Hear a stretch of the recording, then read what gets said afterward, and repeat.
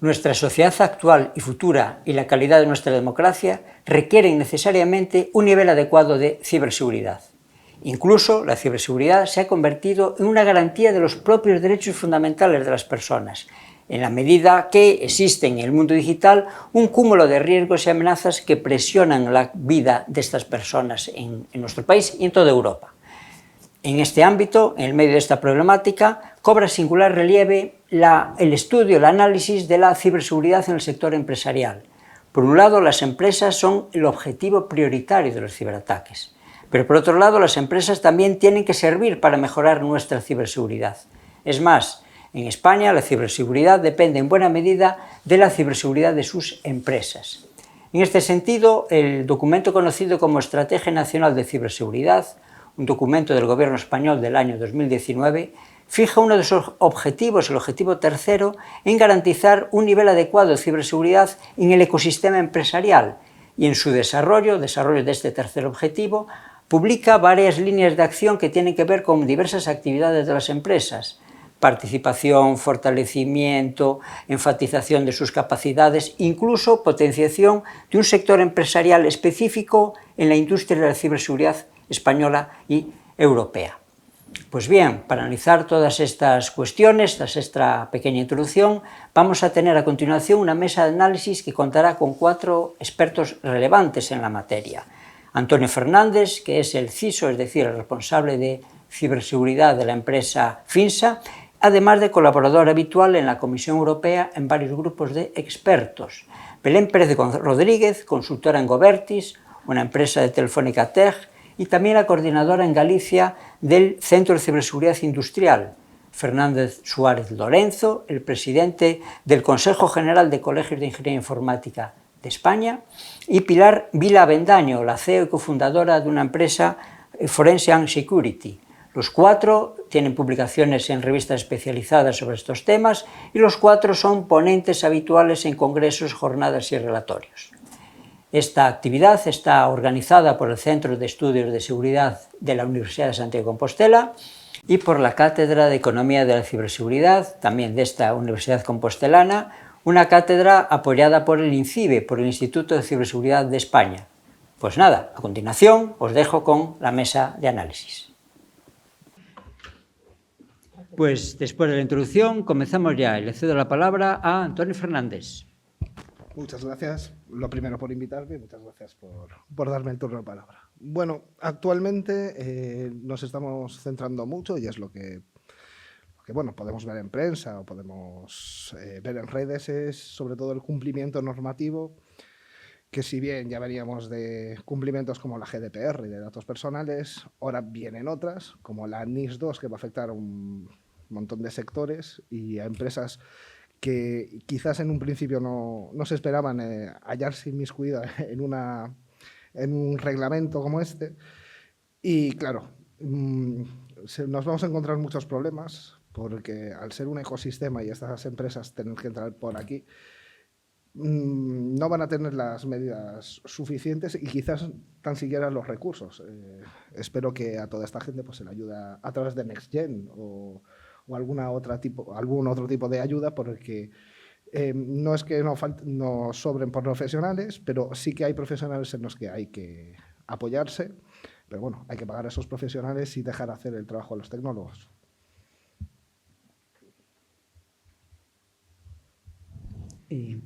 Gracias, Antonio. Como veis, ha insistido en el cumplimiento normativo, algo esencial desde el punto de vista jurídico y de seguridad, y en las capacidades que tengan o no las empresas para afrontar los desafíos normativos que vienen. Le cedo la palabra a Belén Pérez Rodríguez. Gracias.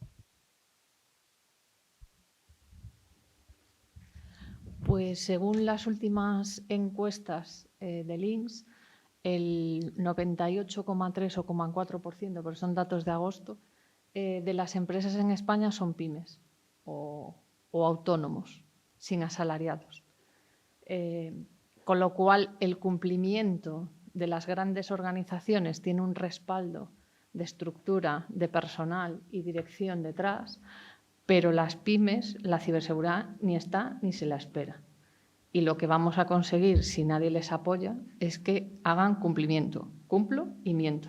Saco un montón de documentos, un montón de procedimientos que no sirven para nada, pero justifico que estoy cumpliendo la norma. Yo creo que la ciberseguridad va por otro lado y el objetivo de las leyes y de las normas que nos sacan es que las empresas estén seguras. Y para eso, y hago mías palabras de una compañera que decía que los de ciberseguridad somos los médicos de la tecnología, acuda a un profesional. Y dependiendo de qué organización, qué sector y cuáles son tus necesidades, pues acuda al profesional, que hay muchos y buenos, además cerca, a los que puedes recurrir y que te pueden ayudar primero a identificar dónde están tus necesidades, cuáles son las soluciones que mejor se adaptan a ti y a partir de ahí empezar a trabajar. Gracias. Por lo tanto, parece esencial el tema del apoyo. Las dos primeras intervenciones se referían a él mismo. Fernando Suárez. Bueno, me sumo al agradecimiento por estar aquí, ¿no? Y coincido plenamente, ¿no?, con las reflexiones de mis dos compañeros de mesa. Vamos a ver, yo creo que el problema de la ciberseguridad es un problema creciente y que todavía no hemos tocado techo. Hace no mucho se percibía que no afectaba a esa estructura económica que menciona Belén, de pymes, autónomos, etcétera, pero cada vez son también más foco, ¿no?, de distintos tipos de ataque. Ataques que son de diversa índole, de diversa procedencia, y que además el impacto que pueden tener estas pequeñas empresas es devastador, ¿no?, porque muchas están abocadas prácticamente a fracasar, bien por el impacto económico que puede tener un ciberataque, bien por esa merma de visibilidad, ¿no?, de confianza en las mismas. Entonces, ¿qué es lo que se está haciendo? Bueno, yo creo que todos somos conscientes, ¿no?, de la necesidad de apoyar a las distintas empresas, sobre todo a las pequeñas que tienen menos capacidades, para ser también ciberresilientes. Y en este sentido creo que hay iniciativas, pero que es muy complicado, ¿no?, porque hay que vencer sobre todo muchas reticencias de inicio, muchas reticencias de dedicar fondos, de capacitar, de concienciar, de formar. Y a veces vemos la normativa que está aquí para ayudar, porque la normativa a veces obliga, por ejemplo, a esa formación no solo de la parte tecnológica, sino también de la parte directiva. Pero, como decía, muchas veces la vemos como un hándicap o como algo, como una obligación que, como también decía, pues que nos hace cumplir y mentir, ¿no? Pero yo creo que debemos de ser conscientes de que si no apostamos por la ciberseguridad, pues podemos estar, pues, en grandes riesgos. Hay fondos, hay medidas estructurales, no solo la parte normativa, pero, como decía Antonio, la parte de fondos de recuperación, que a lo mejor para las pequeñas empresas es más difícil, pero hay otras herramientas como puede ser el kit digital, etcétera.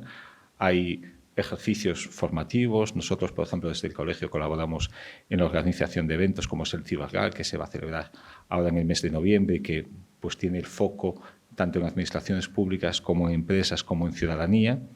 Hacemos ejercicios también para esta concienciación, para capacitar a los directivos también en que sean conscientes de que este tipo de ataques pues, están al orden del día, pero hemos de ser conscientes de que los malos van por delante, ¿no? Una reflexión que yo creo que todos mis compañeros compartirán también y que nos permite ver en qué contexto nos movemos es que hoy en día los ciberdelitos a nivel mundial mueven más dinero que el tráfico de drogas, ¿no? Y entonces eso pues asusta, pero a lo mejor a veces es necesario esos pequeños sustos para que tomemos conciencia del problema al que nos enfrentamos.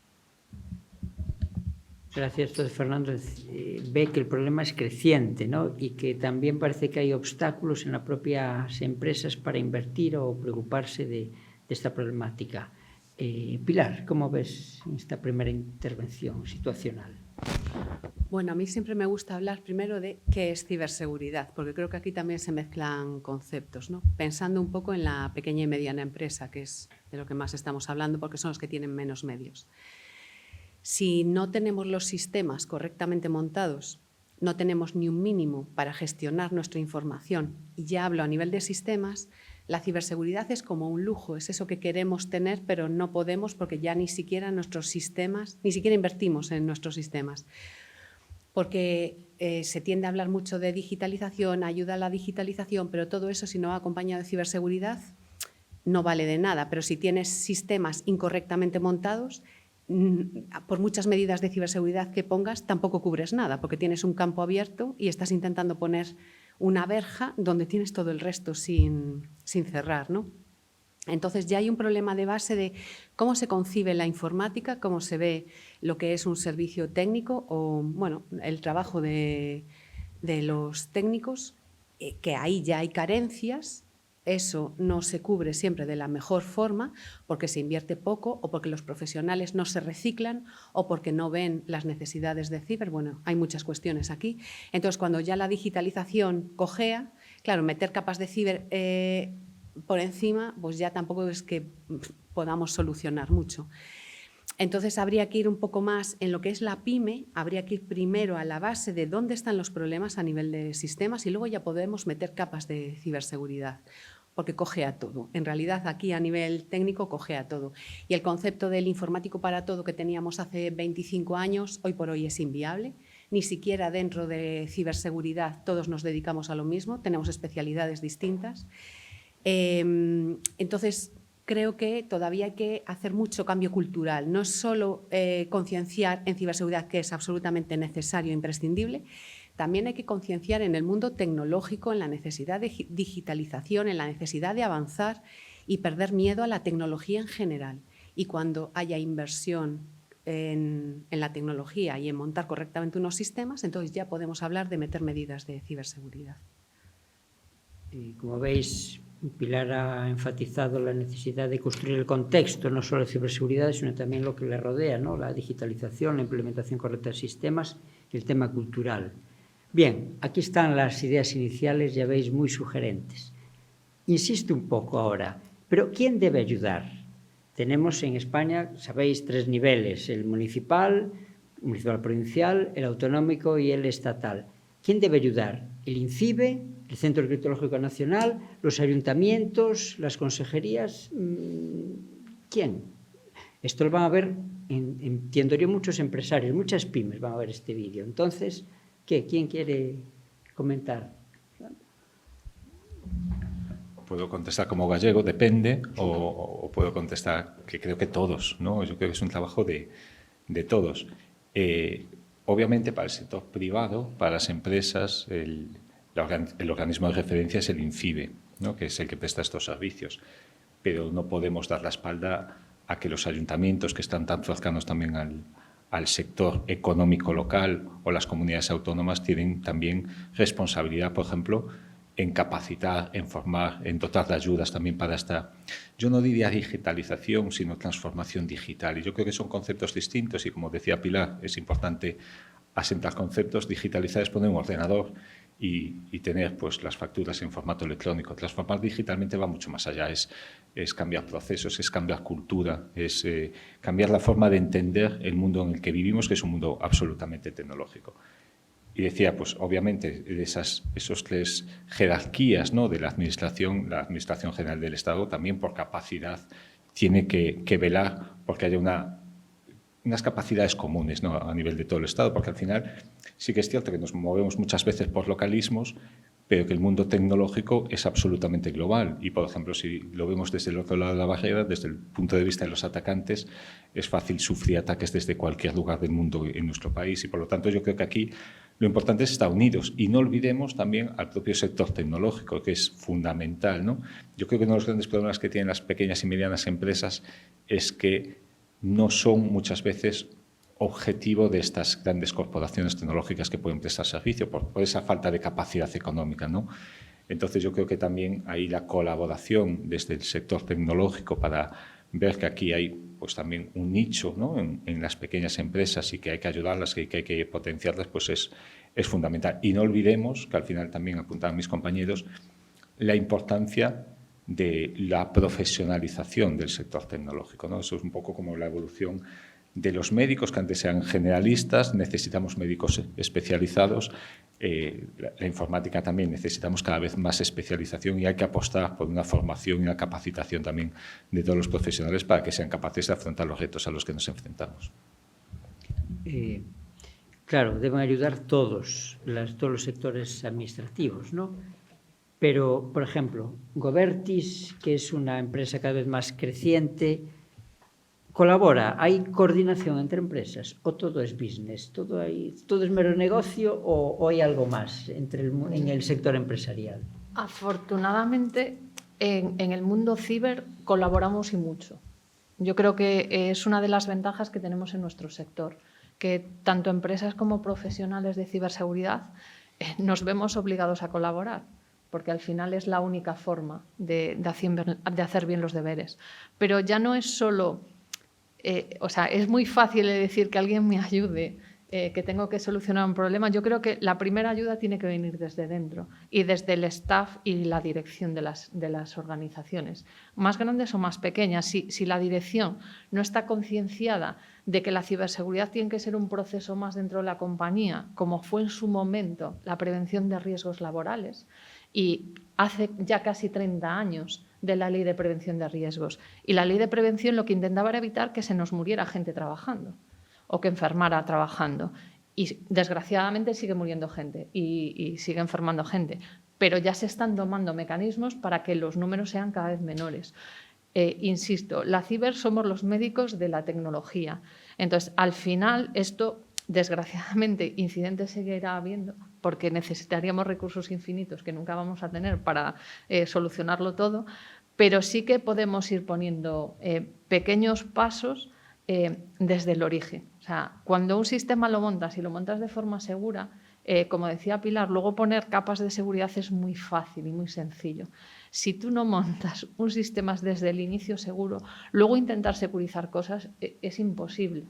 Entonces, yo creo que el primer escalón o la base principal para empezar a tratar la ciberseguridad es en la propia organización, en la dirección, y que sean conscientes de que la ciber es un proceso más dentro de la compañía que tienes que tener sí o sí, y me da igual que lo tengas si eres una grande internamente en la estructura de la organización y si eres una pequeña externalizado como muchos otros procesos o servicios que tengas en la compañía, pero que lo tienes que tener y cada vez más sí o sí, porque en el caso de prevención va la salud, pero en el caso de ciberseguridad va el negocio. Entonces tú decides si quieres abordar la ciberseguridad o dejas morir el negocio en el caso de un incidente gordo. Es que no hay otra opción posible. Antonio, tú que estuviste en varios grupos de expertos en la Comisión Europea, ¿son útiles los grupos de expertos para avanzar en las ayudas, en que llega sus investigaciones, su conocimiento, llega a las empresas, por ejemplo, en Galicia? Sí, voy a decir una palabra que da bastante miedo en España, que es la palabra lobby. En realidad, los grupos de expertos en Europa, mi experiencia personal es un poco luchar contra lobbies de intereses concretos de empresas grandes. Entonces, el experto independiente tiene que estar ahí para que las regulaciones, para que las directivas no vayan en contra, ¿no?, de la libertad de ciudadano y de las empresas. Recogiendo un poco, y porque forma parte de la administración, preguntabas antes a Fernando, ¿no?, ¿quién nos tiene que ayudar? Bueno, sí, la ciberseguridad es de todos, pero fijémonos más en las personas, en los individuos, que en las organizaciones. Las organizaciones, yo ahora buscaré enemigos, al final de cuentas son intereses políticos y económicos que se pelean entre ellos. No les interesamos, somos simplemente números. La gente que conforma, alguna de la gente que conforma estas organizaciones son esos médicos que nos pueden llegar a ayudar. El ecosistema a nuestro alrededor de pymes, como puede ser la de Pilar de ciberseguridad, también nos puede ayudar. Es cierto, somos médicos, pero también hay mucho curandero que te vende pociones mágicas para que te crezca el pelo, y cuidado con los vendedores que hay por ahí, porque parece que, como decía Belén, ¿no?, es muy fácil poner capas de seguridad, pero hay que saber cómo. Tú no puedes vendar una pierna y escayolarla sin saber cómo escayolar esa pierna. Y lamentablemente hay mucho intrusismo de gente que se apunta al negocio, porque sí, hay negocio, y al final es peor el remedio que la enfermedad. Y también, como decía Belén, sí, bueno, riesgos laborales cuidan la salud. Ciberseguridad, ya hay algún ejemplo que por un fallo de ciberseguridad murió gente. O sea, la security, como dirían en inglés, se junta con la safety. Aparte de vidas humanas, sí, ahí lo que reside es el negocio y no solo es el negocio y el EBITDA, que a final de año pueda sacar la empresa de beneficio. Es que hay no sé cuántas familias dependiendo de esos puestos de trabajo. Así que es algo más serio que tener un antivirus que te recomendó tu cuñado. Pilar, ¿quieres añadir? Sí, quería comentar un poco mi visión desde la empresa que da servicios ciber. Bueno, varias cuestiones aquí. Fernando, por ejemplo, he hablado con él muchas veces de temas de ayuntamientos, cómo está la administración pública. Claro, a lo mejor la administración o algunos sectores de la administración tienen que avanzar un poquito más, tanto en concienciación, en digitalización, como en ciberseguridad, ¿no? En ambas cuestiones. Y no digo que tengan que tirar del carro, pero sí a lo mejor actualizarse más, porque las exigencias que tenemos las empresas privadas no se le exigen a la administración pública. Eso por un lado. Luego, dependiendo del tamaño del ayuntamiento, bueno, hablo de ayuntamientos, pero se puede hablar de otro tipo también de organismos dentro de la administración pública, ¿no? Dependiendo del tipo de ayuntamiento, pues hay más intereses por unas cuestiones que por otras. Unos digitalizan más, otros digitalizan menos, unos tienen totalmente conciencia de ciberseguridad, otros ninguna.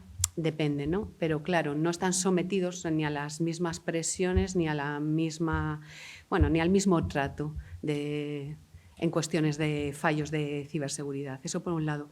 Luego nosotros, como empresa privada, tuvimos una idea que dijimos que queremos acercar la ciberseguridad a la PYME. Entonces empezamos a desarrollar un producto paquetizado específico para PYME, porque creíamos que, que era una cuestión de tiempo que entraran, que fueran conscientes, ¿no?, de la necesidad. ¿Qué nos encontramos? Que ante ciertos, claro, si utilizas determinados software que hay en el mercado que ya vas a unos criterios de calidad un poquito altos, pues el precio del software ya varía un poquito. Entonces, claro, empieza ahí la fricción con la PYME, que tiene una economía más de supervivencia y si no invierte ya mucho en sus sistemas, menos va a invertir en ciber. Entonces nos encontramos que por mucho que intentamos paquetizar y abaratar un producto específico para pymes, no conseguimos entrar. Entonces que al final el mercado nos llevó a trabajar para Corporate Enterprise, porque vimos que ahí teníamos hueco. Pero nosotros, nuestra vocación siempre fue la pyme inicialmente. Entonces es complejo porque la pyme tiene una economía muy de subsistencia. Hay un entramado, el entramado que tenemos en España es muy de subsistencia, mucho autónomo y es muy complejo. Herramientas como el kit digital, etcétera, ¿no? Nosotros hemos visto la problemática que tiene el kit digital. Aparte de ser muy farragoso todo lo que es la justificación para quien ofrece kit digital, que también son pymes en muchos casos, tienen que soportar costes hasta que reciben el pago de la ayuda. Entonces tienes que tener un músculo económico para poder dar esos servicios y entrar en el kit digital.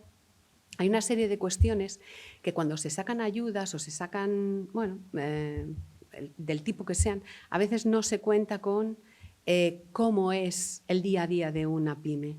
Y entonces esas ayudas no terminan de funcionar del todo bien. Ahora tenemos el kit consulting, y otra serie de cosas, pero en el kit digital hubo muchas empresas que no lo pudieron sacar adelante porque vieron que tenían que soportar una serie de gastos hasta el final que no eran capaces porque no tenían músculo. Tampoco se piensa a veces en cómo armonizar ese tipo de ayudas con lo que es una estructura de si el kit digital lo van a dar pymes, cómo puedo ayudar a la pyme para que pueda ejecutar ese tipo de ayudas, ¿no? Entonces, son un montón de conceptos, he ido tocando distintas cosas que hemos hablado, pero es como lo que yo veo en el día a día con respecto a las pequeñas y a las medianas empresas. Entonces, el sistema de ayudas no está bien perfilado en España de momento. Depende de la ayuda. Por ejemplo, nosotros como empresa de ciberseguridad tenemos un proyecto de compra pública innovadora de INCIBE. INCIBE sacó una serie de compras públicas innovadoras, distintas fases con distintos retos. Ahí hemos entrado las grandes y las pequeñas, porque no nos han puesto condicionantes económicos iniciales para poder optar a esos proyectos. Entonces ahí ha sido un poco más igualitario, ¿no? Pero es verdad que a veces se sacan ayudas a otras cuestiones que una empresa pequeña no puede ir sola o presentarse sola a ese tipo de cuestiones. Tiene que ir con otra empresa o tener un músculo o pedir préstamos porque no recibe el pago final por esa ayuda hasta que termina de ejecutar el proyecto y a lo mejor es un proyecto de un año y medio. Hay un montón de condicionantes. Es verdad que es dinero europeo y hay que tener en cuenta que hay que cumplir con todo eso y justificarlo correctamente, por supuesto.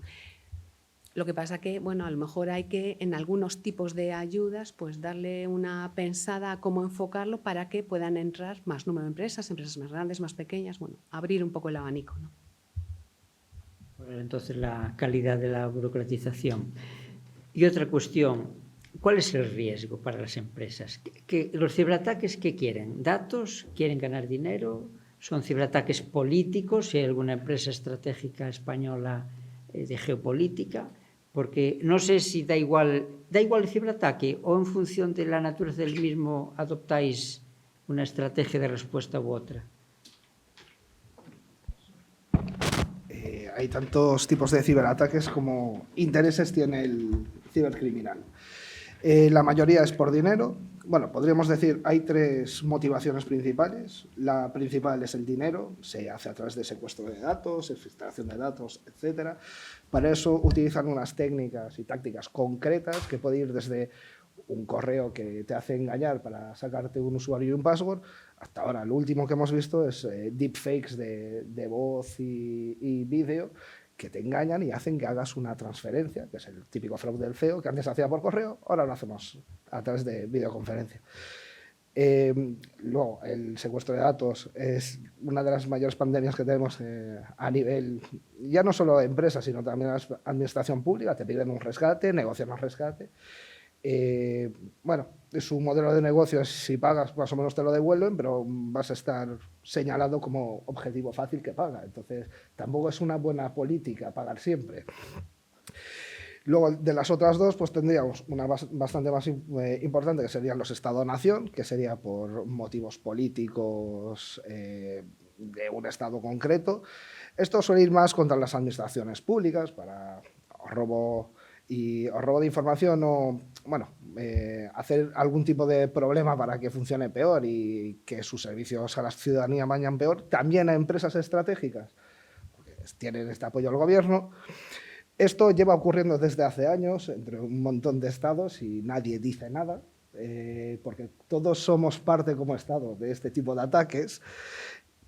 Pero bueno, eso está ahí. Cuando viene un conflicto nuevo, como pudo ser Ucrania o como pudo ser que tuvimos un problema con la embajadora de Israel, pues pasan cosas. Pues estas cosas pueden estar bastante relacionadas con esto.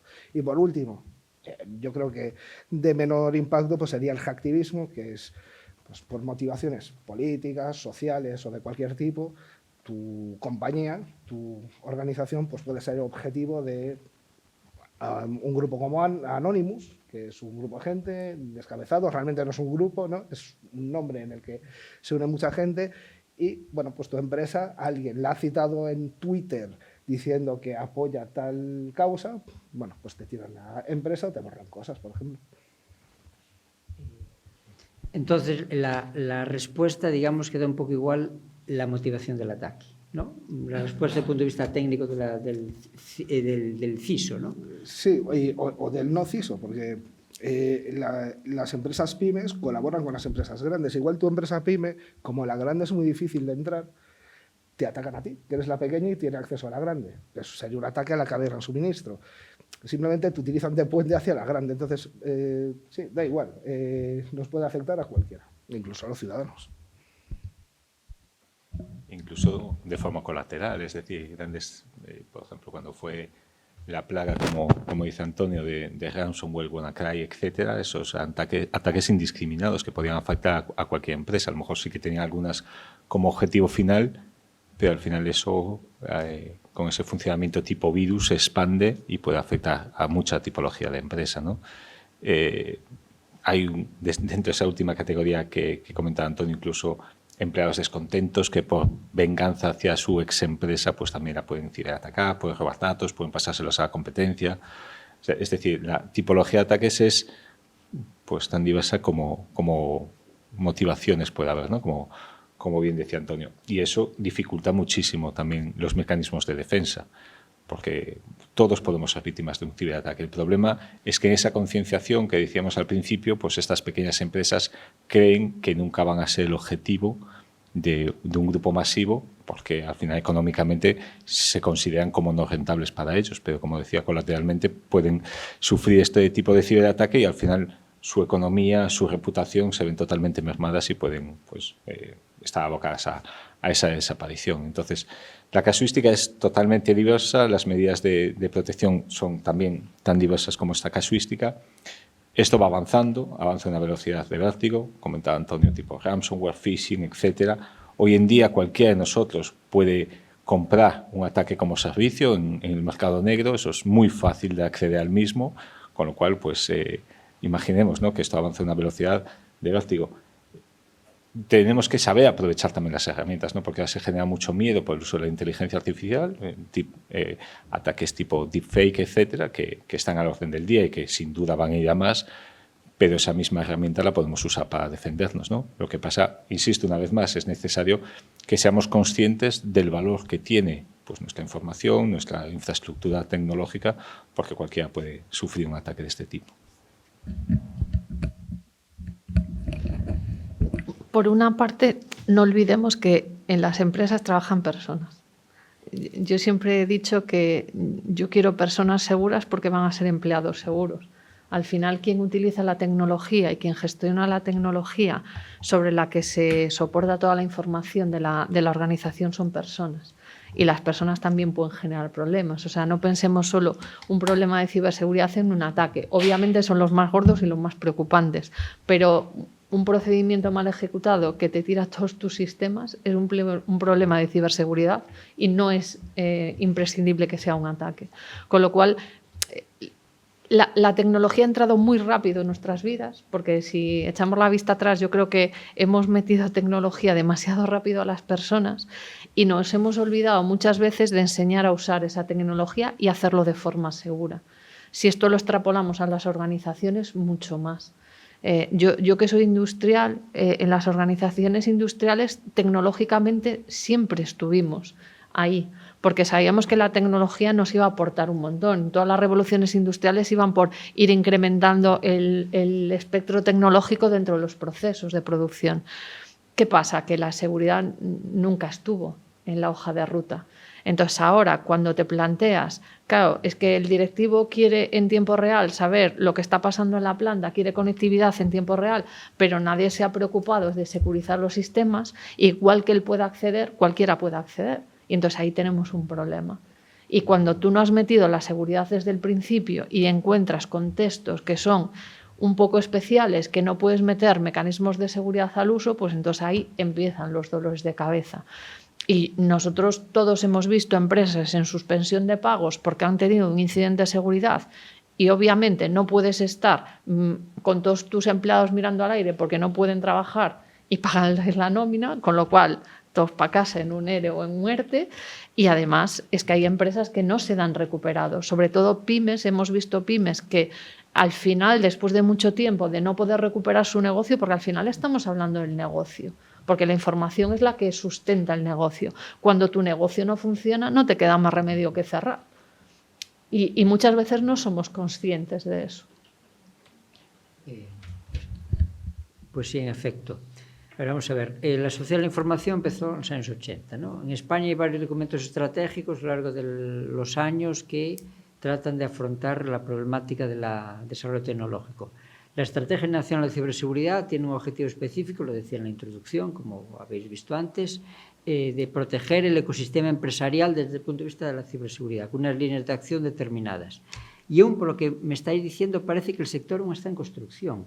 30 años después, 40 años después, seguimos en construcción. Ahora viene la tecnología disruptiva, es una segunda fase de la sociedad de la información, ya llegamos tarde, ¿no? ¿Qué pasa? ¿Es imposible estar siempre actualizado porque está cambiando siempre o porque nos hemos quedado rezagados en España? Vamos, estamos en la óptica española. No sé. ¿Tan difíciles, tantas décadas nos lleva? Sí. Por ejemplo, la inteligencia artificial. Cosas tan básicas como utilizar herramientas cuando hacemos calls, ¿no? Pues alguna herramienta que nos haga una transcripción de las conversaciones, que nos resuma lo que se ha hablado, cuáles han sido los objetivos de la reunión, etcétera. Es algo básico. ¿no? O algo que nos ayudaría mucho. Dejémoslo en que es algo muy útil, pero ¿cuántas empresas que sean pequeñas se han planteado utilizar una herramienta así, ¿no? Cuando es algo, o tener ChatGPT simplemente para hacer, bueno, cuestiones del día a día que pueden ser muy útiles.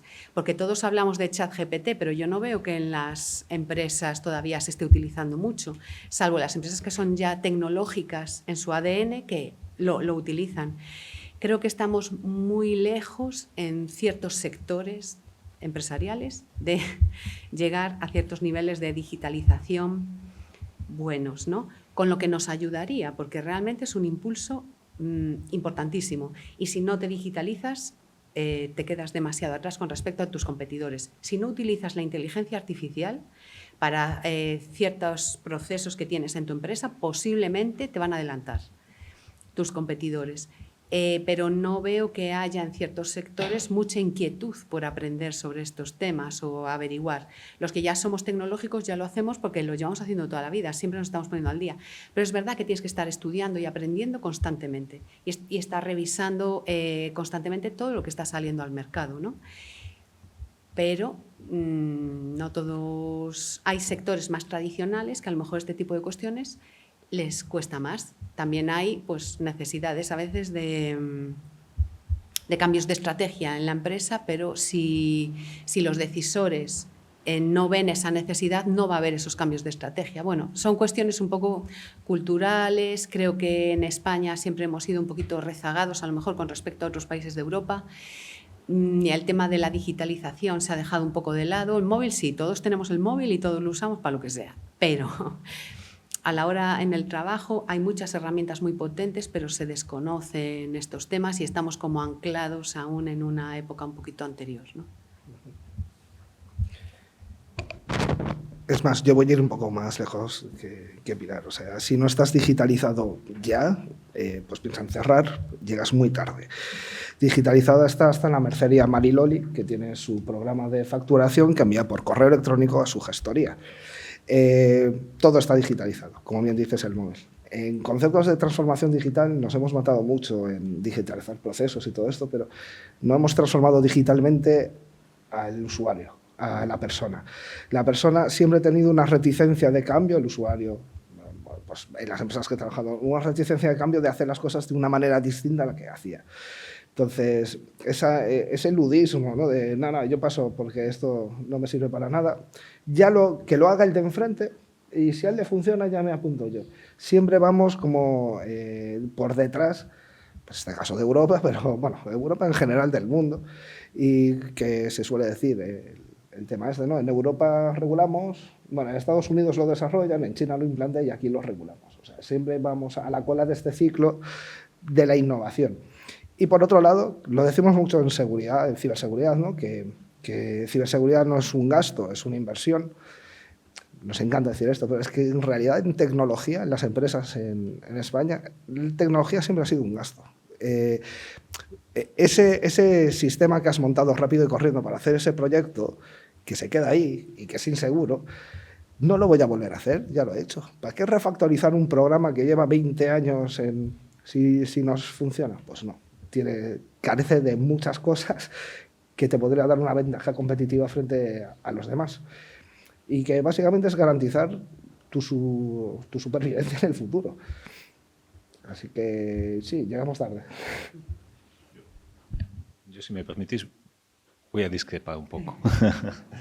Yo creo que España, comparativamente con el resto de Europa, tampoco está tan mal. Lo que pasa es que a veces nos cuesta también creérnoslo, del mismo modo que creo que Galicia a nivel nacional es una potencia en tecnología. Entonces yo creo que a veces también tenemos que ver dónde estamos, ¿no? Ver esa foto, hay muchos estudios, hay un informe que es el DESI, ahora cambia un poco el modelo de compararnos a nivel Europa, en el que no nos pone tan mal.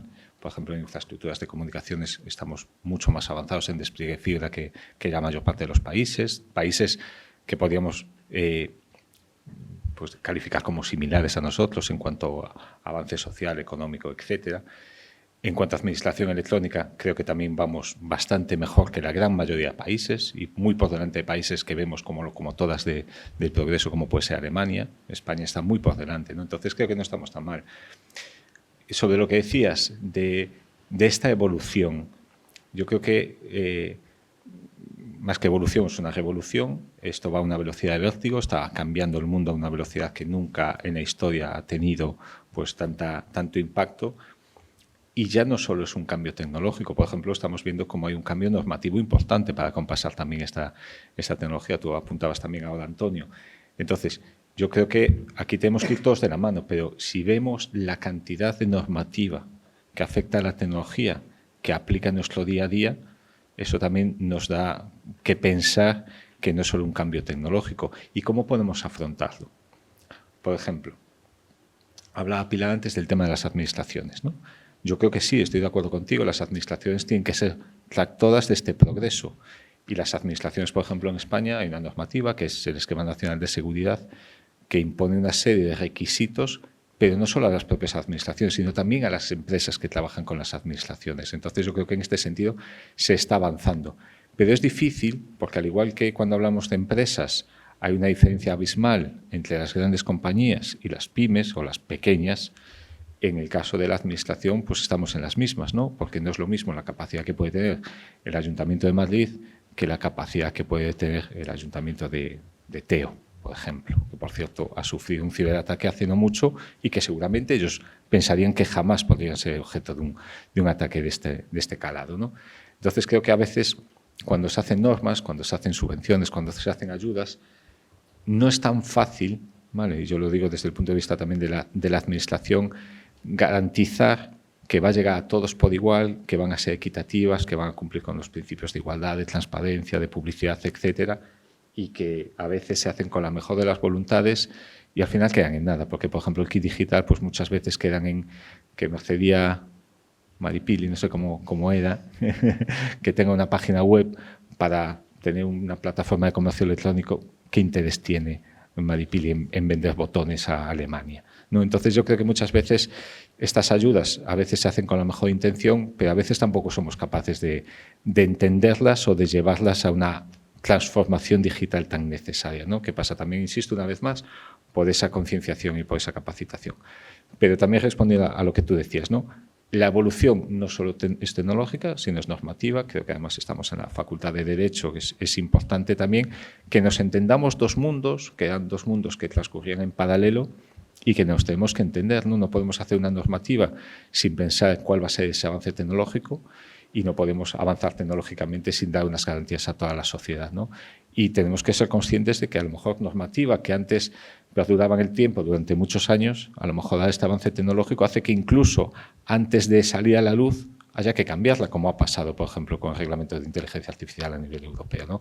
Entonces, vivimos en un mundo de incertidumbres, de volatilidad y de inmediatez, ¿no? Entonces, es complejo el mundo en que vivimos. También es cierto que es apasionante. Tenemos la suerte de vivir una época en la que los tecnólogos estamos cambiando todos los ámbitos del mundo y lo tenemos que hacer también desde una base de ciberseguridad, obviamente. Siguiendo un poco la línea, la delincuencia ha pasado del mundo físico que conocíamos tradicional al mundo tecnológico y al mundo ciber. Cada vez más los delitos en comisarías son delitos telemáticos y no son delitos al uso de los que estábamos acostumbrados.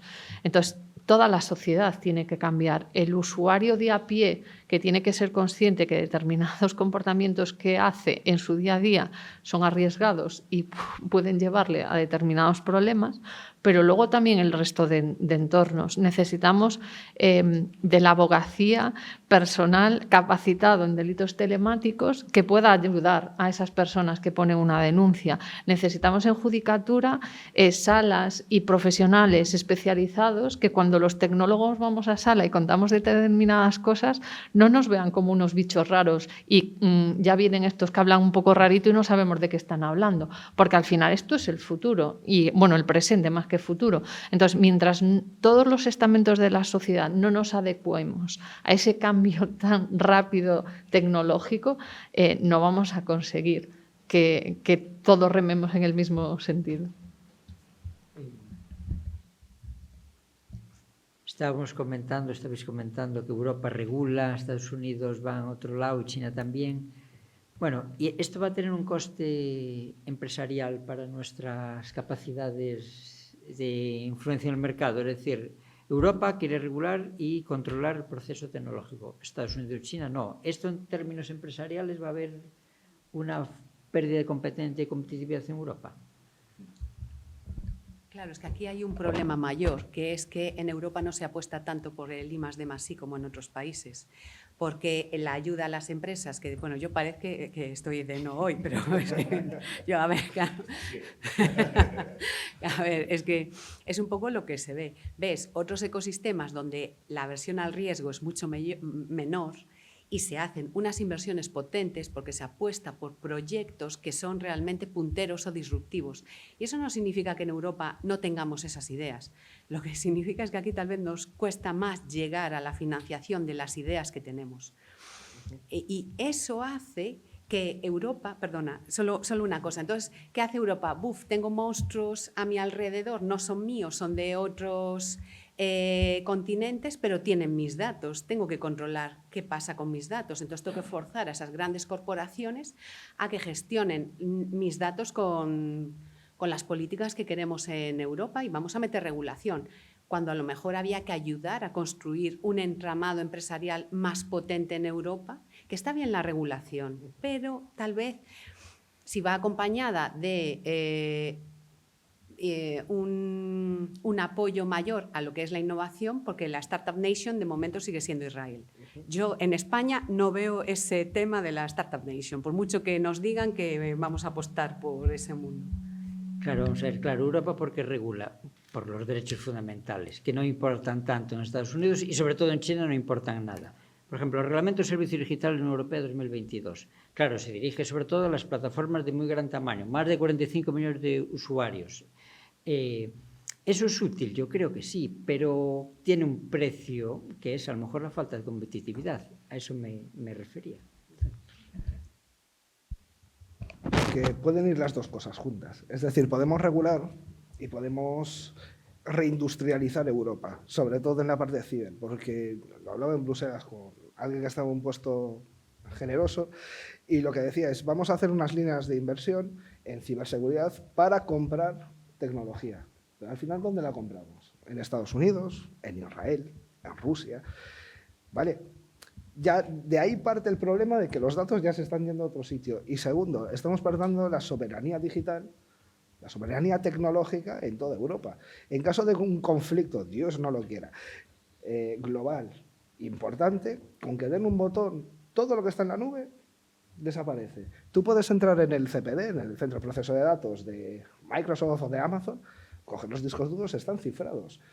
Todas las administraciones, todas las empresas que están en la nube se quedarán con sus copias de seguridad si no la tienen en la nube. Si quieren apagar el antivirus que tienes en tu casa, lo apagan, porque está todo interconectado. Entonces, ¿por qué no meter ese I+D ya no solo en software, digamos en firewalls y todo esto, sino también en toda la industria de microtransistores y hacer nuestros propios chips?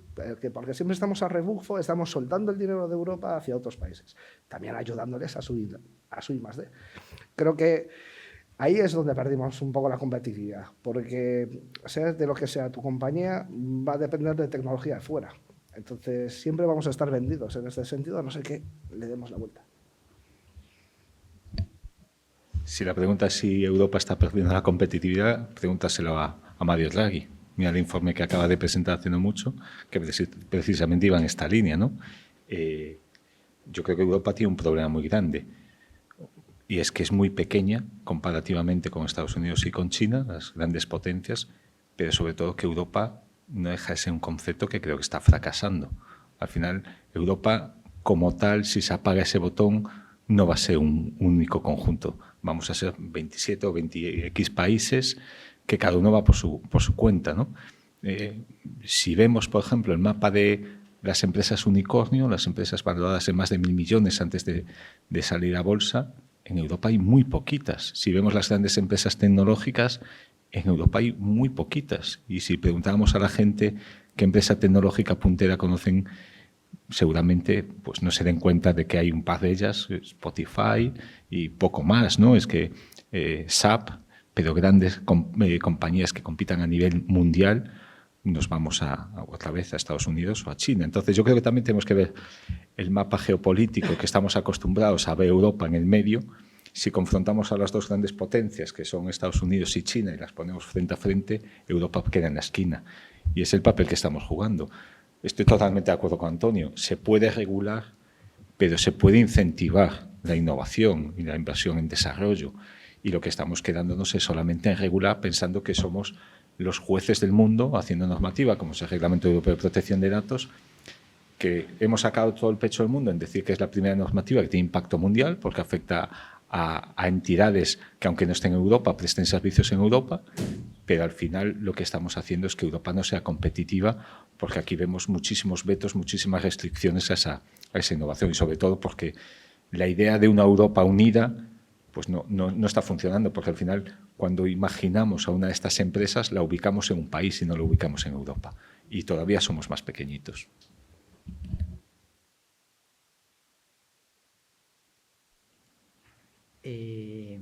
Vale, entonces la resolución es un poco complicada porque la geopolítica se impone.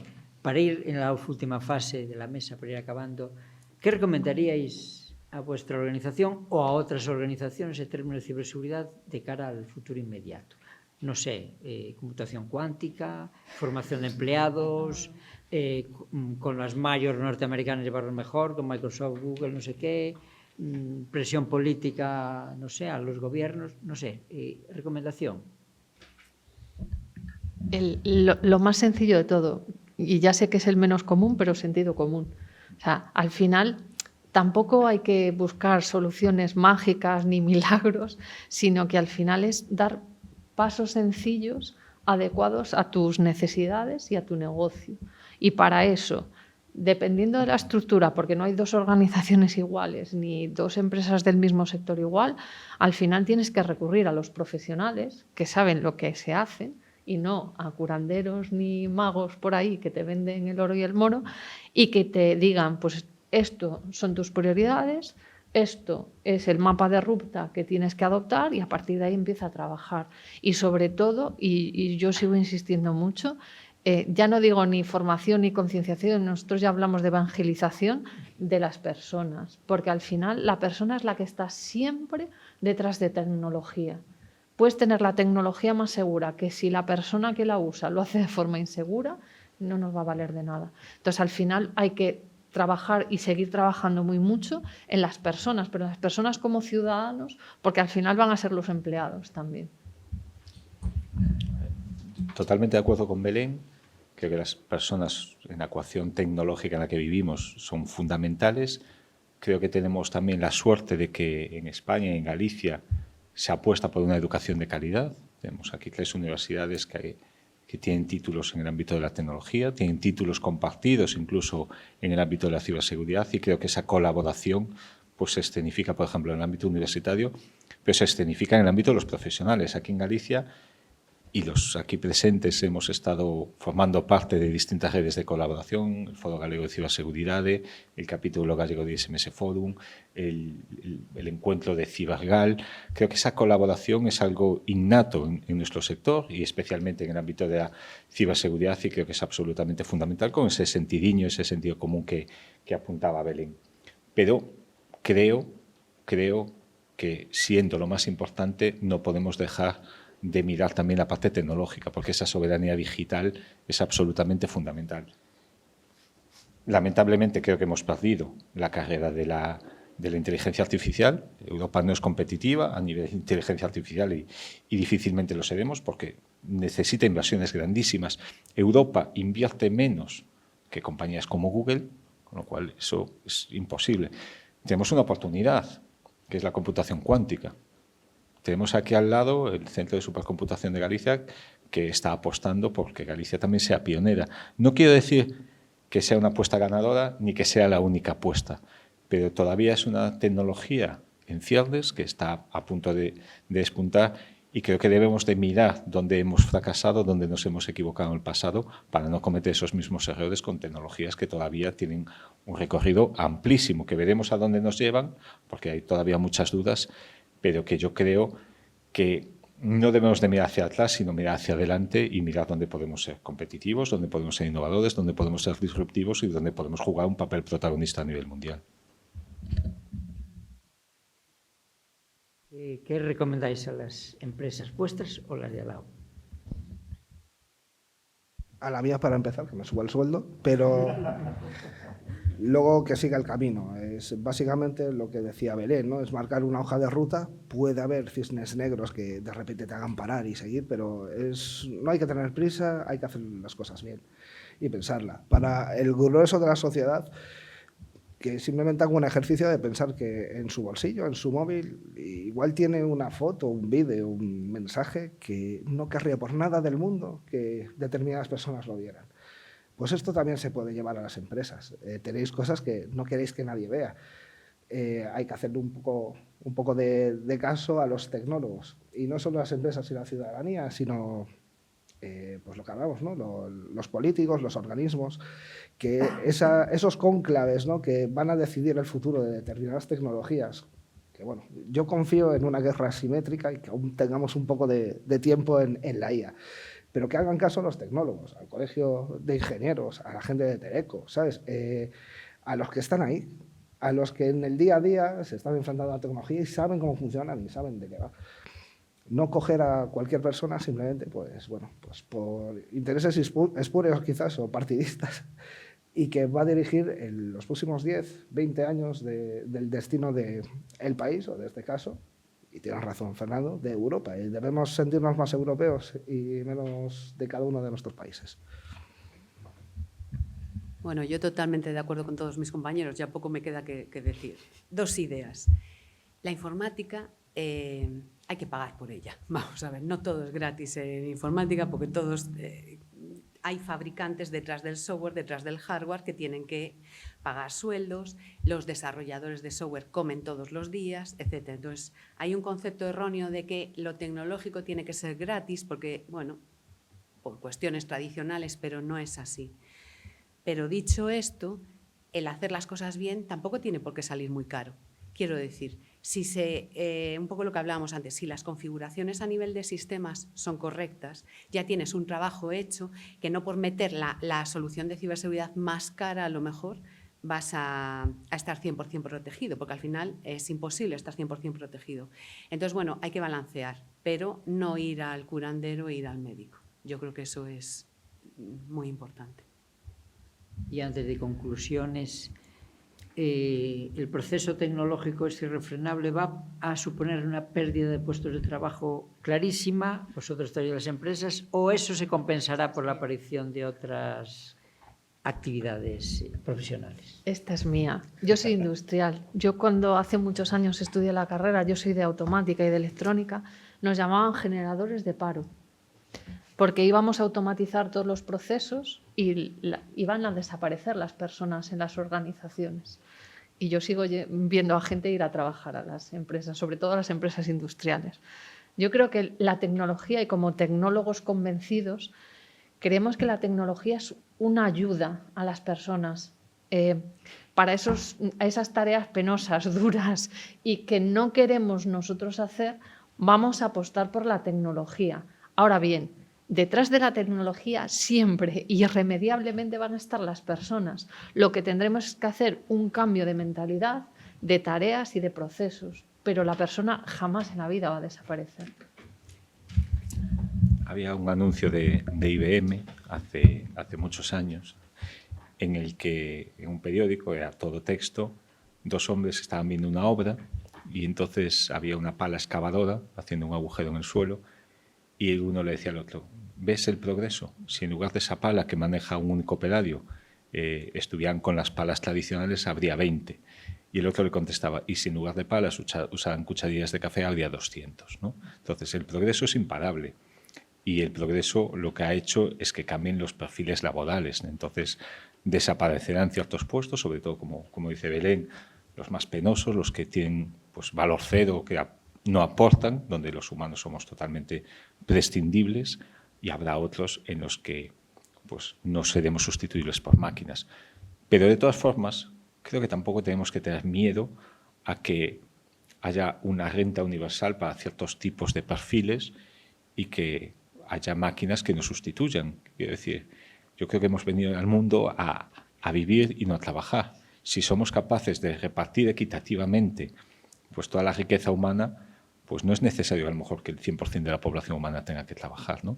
¿Qué pasa? Ahí la dificultad es esa soberanía que decíamos antes, que dependeremos ya no de grandes países, sino de grandes corporaciones, porque yo creo que a día de hoy tienen más importancia en este mundo económico corporaciones como pues, las GAFA, ¿no? Google, Amazon, Facebook, Microsoft, etcétera, que incluso las grandes compañías, perdón, que las grandes potencias mundiales tradicionales, ¿no? Entonces yo creo que se está desplazando ese poder de decisión, se está desplazando esa distribución económica, estamos yendo a un modelo en el que todavía cada vez hay más diferencias, a pesar de que estamos en el siglo XXI. Por lo tanto, yo no le tengo miedo a la inteligencia artificial porque considero que va a ser más ecuánime que la inteligencia humana, porque los humanos somos egoístas, tenemos sesgos, no son corregibles y la tecnología sí que puede modificar eso. Bueno, yo totalmente de acuerdo con mis compañeros. La tecnología es un apoyo y es una ayuda. Lo que pasa es que los humanos a veces tenemos cierta resistencia al cambio y es lo que salta siempre en estas situaciones, esa resistencia.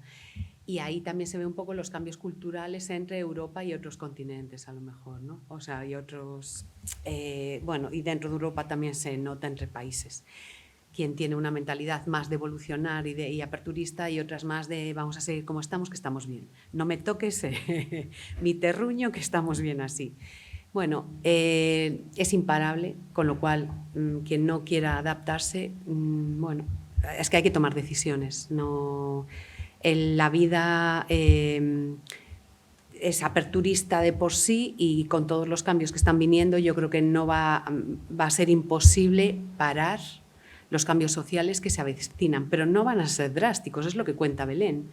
No es que de repente vaya a ser un drama de paro, va a ser una reconversión, pero hay que querer reconvertirse. Pues apoyo a todos mis compañeros. La tecnología no deja de ser una herramienta en cierto grado democratizadora, porque te permite hoy en día, por ejemplo, todo lo que tenemos acceso a millones de información de cómo utilizar las cosas, de cómo aprender a programar, de cómo aprender a utilizar, pues, estamos en ciber, ¿no? Un firewall. Tenemos toda esa información y la podemos ver shorts de gatitos en YouTube o aprender, ¿sabes? Son los dos caminos, las decisiones vitales que tenemos.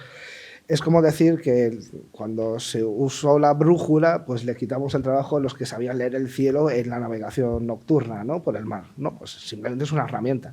Todo este progreso, inteligencia artificial, está creando, ¿no? a nómadas digitales que son one man army. Una sola persona puede hacer el diseño, puede hacer la web, tiene acceso a toda la información y eso te va a permitir luchar en plan David y Goliat contra igual algunas empresas que ya se han establecido y no adoptan estas tecnologías. Y nosotros como ciudadanos, yo creo que es una obligación adaptarnos, porque si no seguiríamos con carros tirados por burros a lo largo de las ciudades y lleno de heces todas las calles. Y eso era un problema que ya nos hemos olvidado, ¿no? Llegó el coche y el coche nos permitió otras cosas. Sí, claro, yo también lo planteo porque va a haber sectores de la población que no tendrán acceso a una educación de calidad y esos sectores o les damos renta universal o habrá un problema de seguridad pública, sobre todo cuando, como estamos viendo, la inmigración a veces irregular no mueve gente cualificada precisamente. Entonces el Estado social tiene que ser sofisticado e ir capeando el temporal por razones de seguridad pública. Bueno, vamos a concluir. Os doy 2 minutos cada uno de conclusiones. Después de hemos hablado de recursos, hemos hablado de riesgos, de puestos de trabajo, de evolución tecnológica, de las pymes, de las corporaciones, de geopolítica. Ya veis, hemos hecho un recorrido oceánico por la problemática. Conclusiones, Fernando. Bueno, pues complicado, ¿no? Después de todo lo dicho. Yo creo que tenemos que ser conscientes que no estamos en una época de cambios, estamos en un cambio de época, un cambio de era, movido por la aparición de la tecnología a todos los niveles de la sociedad. Vemos, por ejemplo, como ChatGPT en apenas 5 días llegó a 1 millón de usuarios en todo el mundo, a diferencia, por ejemplo, de revoluciones industriales donde la automatización o la máquina de vapor llegaba a un sector concreto, en un país concreto, y para llegar al otro extremo del mundo pasaban décadas. Ahora cualquier avance tecnológico aplica a nivel mundial. Tenemos que estar dispuestos a afrontar ese cambio como sociedad, como empresas, como administraciones, y la base de ese progreso es la seguridad. Que, por lo tanto, creo que la ciberseguridad, que es un poco lo que nos ocupa, y la ciberseguridad desde el punto de vista empresarial, es algo absolutamente necesario, que pasa por esa formación, por esa concienciación, pero sobre todo porque todos estemos unidos en que este progreso sea, pues como decía Antonio, sea justo, sea ecuánime, y que si no tenemos esas garantías de usar la tecnología de una forma segura, pues va a haber todavía pues más diferencias entre los distintos estratos sociales. Pues un poco enfatizando lo que dice Fernando, yo creo que la ciberseguridad ya no es una opción. O sea, tenemos profesionales y sectores que son punteros y que si no imprimen ciberseguridad en todos sus procesos dejarán de serlo. Tal y como evoluciona la tecnología y lo rápido que va, o empiezas a implementar tus procesos con la ciberseguridad desde el diseño y desde la base, o estás abocado al fracaso. No hay otra opción. Bueno, yo creo que nos tenemos que olvidar de esto de a mí no me va a pasar, yo no soy un objetivo, le va a pasar a mi vecino. Tú eres el vecino, a ti te va a pasar. Si no te ha pasado y no te has dado cuenta aún, eso a veces pasa también. La cuestión es, como decían en el colegio, en primaria, que no te dé miedo a preguntar, no hay pregunta estúpida. Que pregunte la gente cuando tenga dudas. Para eso está pues, la comunidad de tecnólogos, como dijo Pilar. Gratis no es, pero no va a suponer que no puedas pagar las nóminas a final de mes. Entonces, todo está digitalizado. Va a ir a más el cibercrimen porque cuentan con los mejores del mercado, entre otras cosas porque no pagan impuestos ni nada de eso, y sacan mucho dinero. Entonces, teniendo todo esto y siendo nosotros los primos a los que van a robar, que vale, que igual en la calle no estamos acostumbrados a que no nos hagan el timo a la estampita, pero en Internet muchas veces vamos medio ciegos creyendo que no nos va a pasar nada porque es virtual. Sí, es virtual, pero es totalmente real y te pueden hacer más daño ahí porque no estás preparado. Así que hay YouTube, hay eventos como este, poco a poco todos nosotros nos podemos hacer un poco más responsables y saber un poco de autoprotección. Bueno, a mí ya poco me queda que añadir, totalmente de acuerdo con todos. Simplemente, ante esta resistencia, ¿no?, a los cambios o a la tecnología, dos cuestiones.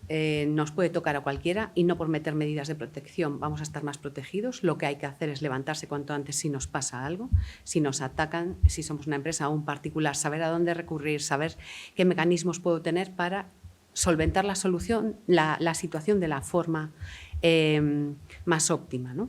Eso por un lado. Y por otro lado, siempre fui defensora de que se enseñara temas tecnológicos desde que somos pequeños. Aprendemos matemáticas, pero ¿por qué no aprendemos a programar, por ejemplo? Creo que sería una forma de que se normalizara mucho este cambio tecnológico, porque por mucho que digamos que los jóvenes o los niños ahora son mucho más tecnológicos, aún tienen carencias.